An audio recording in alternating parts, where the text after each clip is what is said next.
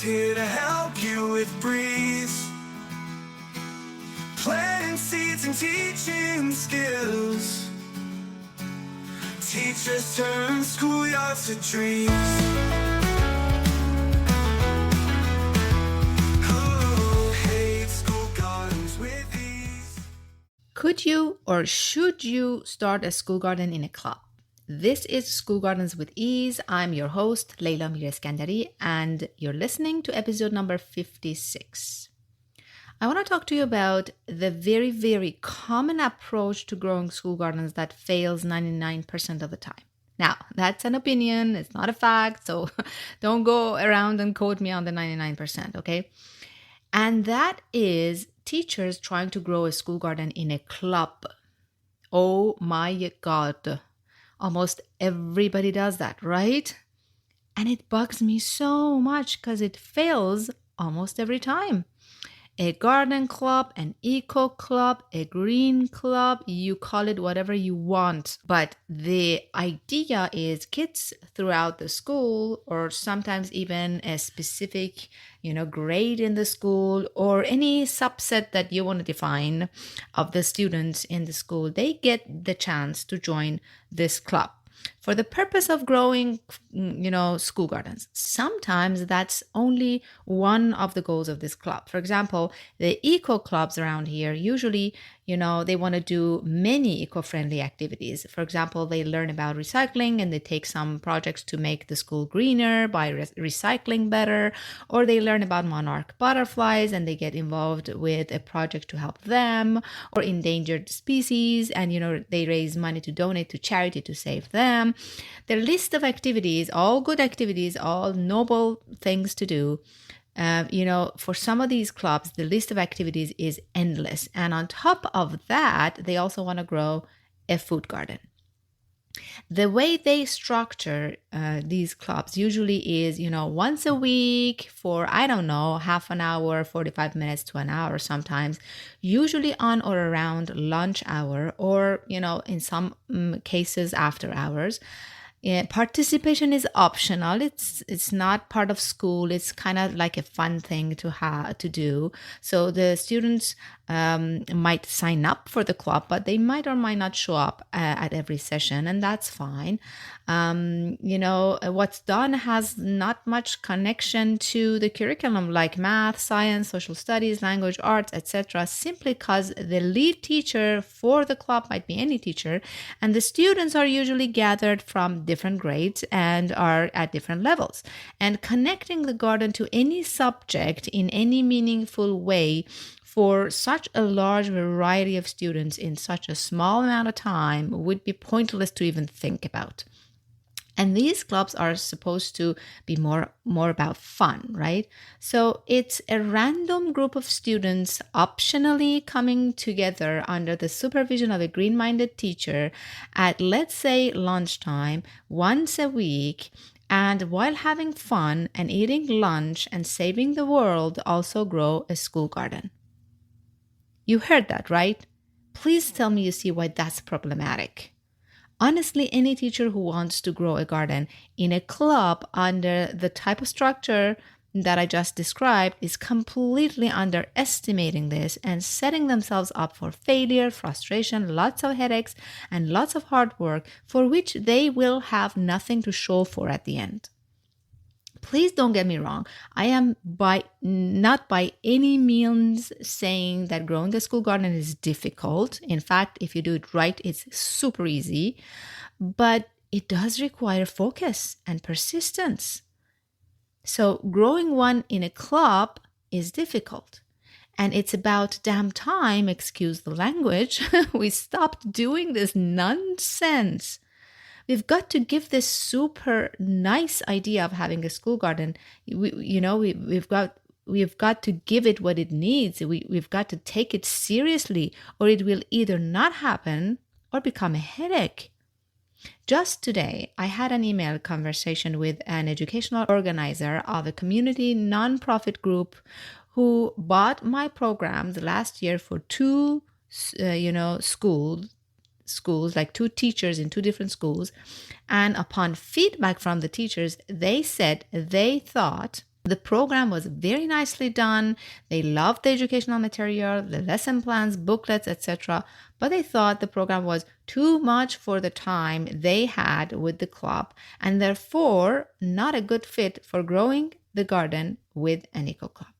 I mean, can you imagine how my brain went on fire when I saw that email? Because first of all, it's very clearly stated on all the registration pages of my programs and in all the conversations that I have with teachers when they want to join my programs that this is an in-school program designed for classroom time.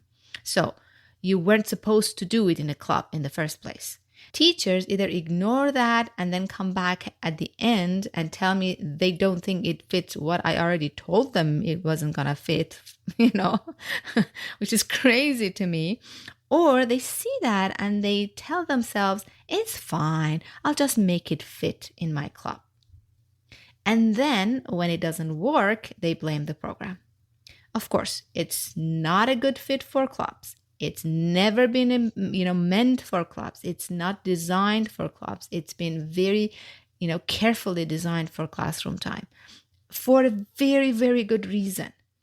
But that's not even the part that blows my mind. What blows my mind is they think they can find a program that helps them to grow a school garden in a club because they still think they can make this work in a club. Why? Because every other teacher is trying to make it work in a club. But they never ask themselves, do those teachers ever get to have a successful school garden that doesn't break them? The answer is no. Definition of stupidity, doing the same thing over and over again and expecting a different result.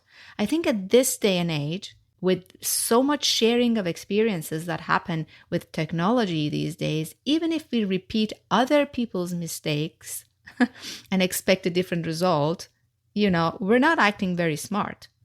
Teachers don't think for a second that maybe, just maybe, the reason Leila, who's been doing this full-time for well over a decade and has tried all kinds of setups and structures, to grow school gardens with all kinds of schools, and with all kinds of students, maybe the reason she has designed her programs for class time and she doesn't even have one single program designed for clubs is that she knows that's a mistake to try to grow a school garden in a club. Maybe, just maybe, it's not that this is the wrong program for growing school gardens in a club, but it's that clubs are the wrong setting for growing a school garden. Growing a school garden needs classroom structure. You need to be able to, count on how many students you'll have in every gardening session so that you can plan the work. You can't plan the work for 20 students and then 4 show up in your club. You need to be able to be flexible according to the weather. 1 week on the club day, it might be rainy. Another week on the club day, it might be freezing. Another day, it might be heat warning, When you have the whole week as the teacher of the classroom with your students, you can move your gardening session to fit the weather and get things you wanted to get done in the gardening, in the garden for that week, get those done. Can't do that in a club. Your garden needs love and care. The least it needs is consistent watering, which, like any other thing in a school garden, needs to be done by the students. This is about hands-on education.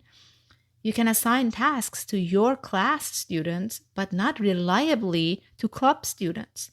And most importantly, 40 minutes or even an hour of a week is not enough time to grow a garden amongst a million other club projects.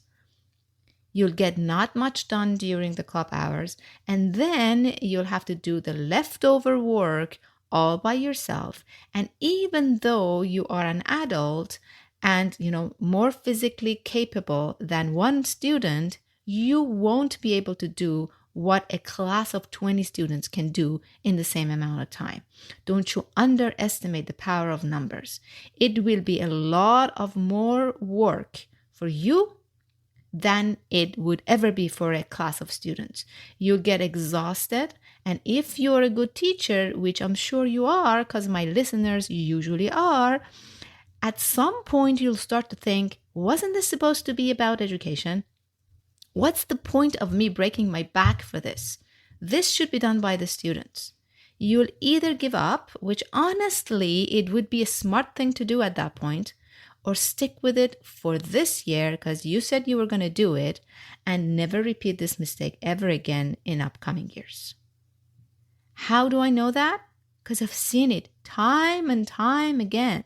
Now, I've also seen teachers grow school gardens with ease, lots of fun, without any major headaches, while their students learned how to grow their own food, plus lots of science, language arts, math, social studies that connect to the food and food gardens, and much, much more. These teachers do it at class time and not ever in a club. I'll talk to you next time in another episode.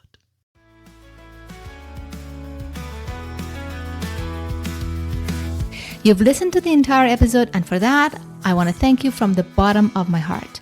I hope you enjoyed it, and if you did, please leave me a review on Apple Podcasts and Spotify. And please share this episode with other teachers who might be interested in this topic. See you next week for a new episode.